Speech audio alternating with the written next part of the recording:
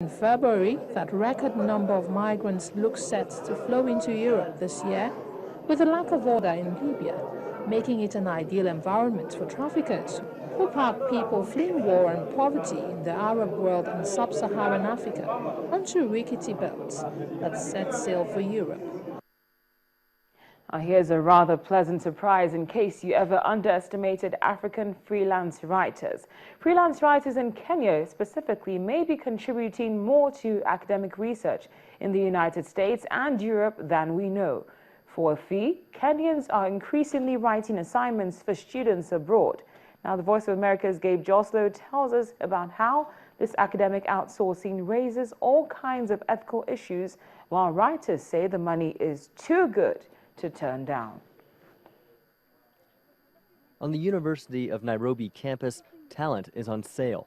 Signs like these advertise for researchers or online writers, code words for a service writing essays for paying students at universities around the world. Agri Iso has been in the academic writing business since 2010. As a freelancer, he can work wherever he wants. He gets his assignments through websites that post requests from students around the world. This one is writing. Then the course level here is college, level 1, 2, freshman, or a sophomore student. And then the topic category is business. The title is international business. And then there's a number of pages, because you're paid by the number of pages you write. He says he has written assignments for undergrads, master's students, even the occasional PhD. And the topics are broad.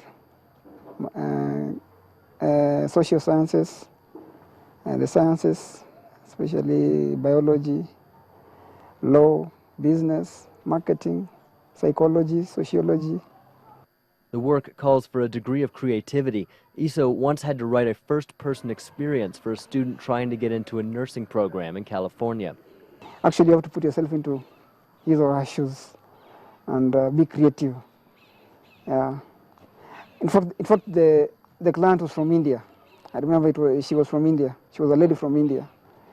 So she had to give reasons why she had to leave all the schools in India to come to that particular institution.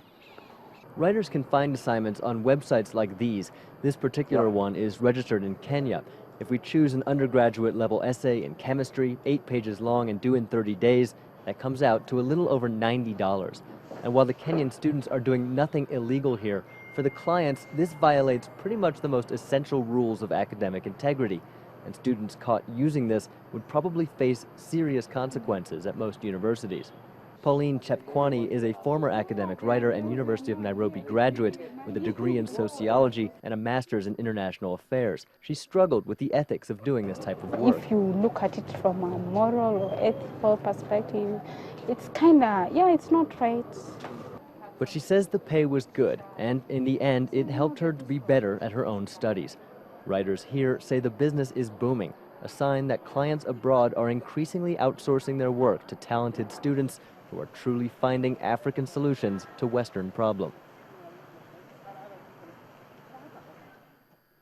We'll take a break now on Network Africa. When we come back, we'll bring you updates concerning the fuel scarcity in the country. Please stay with us.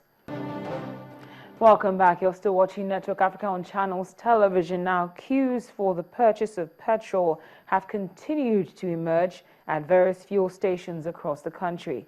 When our crew paid a visit to some petrol stations across the country, the queues continued to mount, and some operators who spoke off camera could not explain the cause of the scarcity in the first place.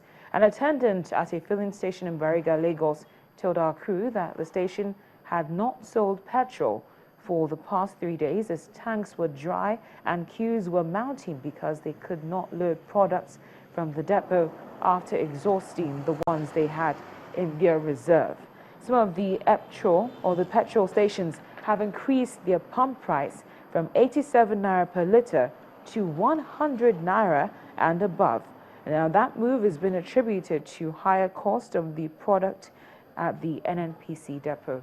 The scarcity has begun to inflict pain on motorists and commuters, and they're sometimes left stranded at major bus stops when some motor parks have increased to some routes.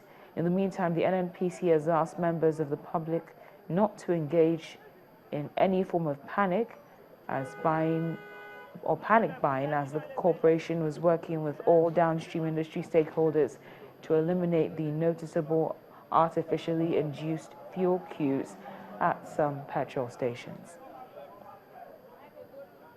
Now, still on that matter, an energy expert, that's Mr. Olabode Shoumi, has been explaining the reason behind the long queues at the gas service stations. Mr. Shoumi says that subjecting the nation to hardship is not a solution to the problem on ground, but advised the markets and the government to resolve their differences without inflicting hardship on Nigerians. The marketers and the supply chain system that goes through the downstream industry have certain complaints in terms of the margins since the downward review of the fuel price. And of course, there are negotiations and interactions within the system, but the queues is a fallout of imperfections within the system. It has nothing to do with fuel prices. In point of fact, the fuel prices reduction should mean that there should be excess fuel available in the system. The private sector has the capacity to actually deliver those services. Yes, there are NNPC mega stations, but they are just a drop in the ocean.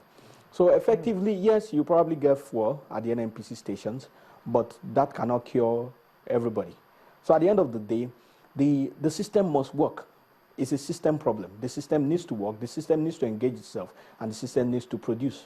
Whatever grounds any part of the system has, subjecting the nation to hardship will be the solution to their problems. Yes, it can get attention, yet it can divert attention, but it does not necessarily solve the problems. So I do not think that somebody not being fully paid at the moment will be enough reason for fuel prices in Nigeria.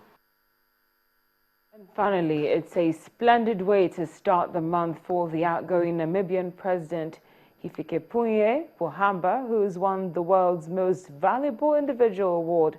That's the Mo Ibrahim Prize for African Leadership. The $5 million award is given each year to an elected leader who governed well, raised living standards, and then left office. But the previous award was the fourth in 5 years to have gone unclaimed.